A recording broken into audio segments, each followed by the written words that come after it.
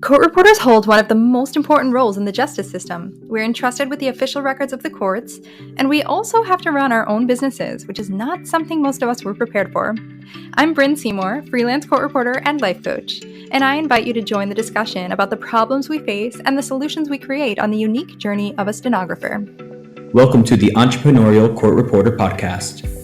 Okay, so before we dive into the topic about what it's like to run an agency, the little taste that I got of what that experience might be like, before we jump into that topic, I just want to preface this episode by saying that I actually recorded this episode on the day of a job and on the day that this whole incident happened.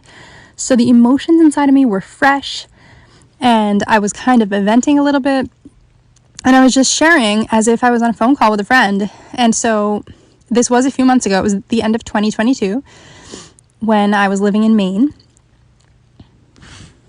And it was a 2-day job that I was covering. So it was actually part of a series because I recorded another episode about how powerful our brain is and how important it is to know how to manage our brains and our thoughts when we're running our court reporting businesses, or just when we're working as a freelance court reporter and experiencing a lot of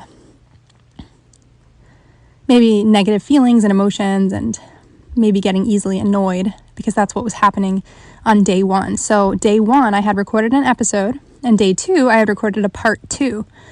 So on day one, I was explaining that there was another thing that I wanted to talk about that I could not remember at that moment. So I said, I will continue in a part 2. And that's what happened the next day. I recorded part 2. So that's why you'll hear me mention things about part 1. But the reason I did not release part 1 is because I re-listened to it and I wanted to combine them and merge them together. But then I realized as I was combining and merging them together, it's actually 2 separate points I'm trying to make in 2 separate topics. So part 1 is going to be just a separate episode in the future that I will do about the power of our brain and our thoughts and managing our emotions and our minds, because everything that we do or don't do is literally because of a feeling. We're either trying to get a feeling or try to avoid a feeling, or trying to avoid a feeling. So that's a big topic, and I think it deserves its own episode. So I'm just going to jump into part 2 and just preface it saying that there was a part 1, but that part 1 is going to be expanded upon and released in the future.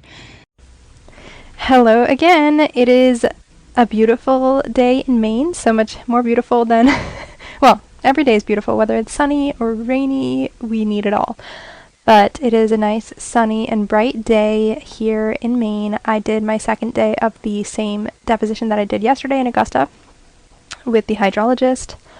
The hydrologist, I think, or hydrogeologist. So anyways, it was a great day. I showed up early. I was the first one there. I was actually waiting outside the door before they even opened the office because I just wanted to be better prepared today than I was yesterday. And I did remember what it was that I wanted to talk about. Another thing that was causing a lot of feelings inside of me, and the feelings caused me to the feelings of negativity and feelings of like shame, and just, I guess shame is the biggest one. So I was feeling shame, and the reason for that was because, and it started last night. So last night after I finished my rough draft scoping and was driving home, I was already worried because I was double booked today. So yesterday I'm thinking, oh my gosh, what am I going to do about tomorrow? I have 2 jobs. The one is a continuation from today's job, and I have to be there because it's in person and it's in the state of Maine. The other one is on Zoom, and so I had the confidence that I could figure this out. You know, I had the responsibility to cover the job because there was a miscommunication between me and the agency that booked me, and I clicked a wrong button in the portal. I'm telling you, a lot of these portals are really not ADHD friendly.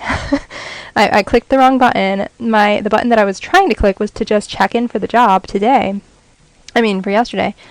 But apparently I confirmed a job for the next day, which I really didn't mean to confirm because I knew that I was already booked. And once I confirmed, I let them know that it was an accident, and this was an accident. I just wanted them to know that it was an accident, but they were very and this is how they are actually. A lot of this agency in particular is like this, and I would say quite a few of the agencies that I work for, but like even though it was a tiny mistake that I made and I let them know within the hour that I made it, as soon as I realized that it was a mistake, that I had made a mistake, I let them know. But they kind of have that mentality like, nope, you already said yes, like you have to do it, it's no choice. And I personally would never, I'm telling you, this whole experience that I went through the past 2 days, even though I call myself entrepreneurial, and I am entrepreneurial by like in spirit and in my desire to grow and everything and to delegate and like things like that, but when it comes to running an agency, there's something, I do understand that they're under a lot of stress and under a lot of pressure, and like it's not easy, and I commend them for that, but I don't know if it's for me. Like I'm going on this journey and I'm bringing you all with me, and I don't know where it's leading me. I don't know if I'm going to end up having an agency or if I'm going to end up being a full-time coach for court reporters, or if I'm going to be just like, I don't know, maybe working court or whatever I do. We don't know. We'll see where the journey takes me, but I do have a goal I have a revenue goal. So the number that I chose, I just wanted to aim high, was 500,000, and I don't know how I'm going to achieve that, but that's my goal, and I don't know whether it's going to be through the court reporting or through having an agency or through having a coaching business or whatever it is. I don't know, but that is the goal. And anyway, okay, so back to the story. Okay, so what I was talking about was how I double booked myself, so it was really on me to make sure I take care of that. Like I took the responsibility and I said, okay, it's my fault, I made a mistake, I'm gonna take the responsibility and get it covered. So I thought, I guess this is God's will. This is like my experience of running an agency and seeing what it's like to find a reporter. And I've done this. There have been times where I've done this in the past, where I've been double booked or had people just like kind of begging me to take a job, and I wanted to help. Like I always want to help. I really don't like turning work down. I like to cover as much as I can and to be the solution, like to be able to fill a gap in the industry and to be able to solve the problem of the shortage, and I want to help as much as I can. So I'm always up for the challenge, but it is challenging. It is very challenging because it brings up a lot of uncomfortable emotions, and that's the thing that scares us the most, or at least me. So what happened was I just decided to manage my mind and just think, okay, this is not a big deal. There are so many court reporters in the world. I just tried to imagine all the court reporters that exist that are sitting in their homes or doing their chores and their errands and their scoping, but they're in, their homes, and there are some in this world that are available tomorrow. And I don't need to freak out, because I'm just trying to zoom out and look at the big picture and look down at the earth and look at all the court reporters that exist, and not every single one of them has a job tomorrow. So I just used that thought to calm me, to let me be calm and collected and not freak out. And sure enough, I contacted a lot of my contacts and found someone who knew someone who was available. It was another agency that I used to work with, and I texted her and we talked and caught up a bit, and she said that she had a reporter available that she was kind of easing in because she was just getting over a sickness. And so I said, okay, thank you so much. You are a lifesaver. This is amazing. I don't have to worry anymore. And so I gave her all the information and got her all set up, gave her my Zoom login information and everything. And then I just thought, out of sight, out of mind. I don't need to think about it anymore. It's taken care of. And I trusted that it was going to be taken care of. And then the day came, and I focused on my job in Augusta. I drove to Augusta and didn't think about the other job because I didn't want to stress or anything, and I knew it was covered. And what happened was that my job started at 8:30, and that job the remote job started at 10. And so it's about 10:19 I got a text from the agency owner that I had been texting to coordinate with for covering the job, and she says something. I didn't really have the chance to read it because I was on the record, and so I just trusted that everything is fine. I'm not gonna freak out. But of course, I eventually looked at the messages, and she was basically saying that the person who hired me for the job was just to make the long story short, the one who hired me for the job was covering the job. So apparently, the attorneys were all waiting. They couldn't get into the Zoom. The meeting had not been started. It said waiting for the host to start. Or some of them said they were in the waiting room. I'm not really sure what happened, but somehow, the reporter did not start the meeting. And so the attorneys were waiting for 30 minutes until they finally somehow got a hold of Laura, of the one that booked me for the job, the original person. And she ended up having to cover the job. So whatever appointment she had or whatever plans she had, she couldn't do because now she had to cover this job. And so I am right now dealing with a lot of feelings of shame and just regret and like sorrow because I feel really bad that this happened, and I really trusted that I had put the job in the hands of someone who was going to take care of it and who I didn't have to think about it. I was like so thankful because it was someone I trusted and knew that they're a reliable source, and you know, I always try to get the best people that I can trust. I don't just choose anyone. I don't just like delegate things to just anyone, but to the people that are really, that I know and that I can trust and rely on. And unfortunately, it didn't work out that way. And so I just sent an email.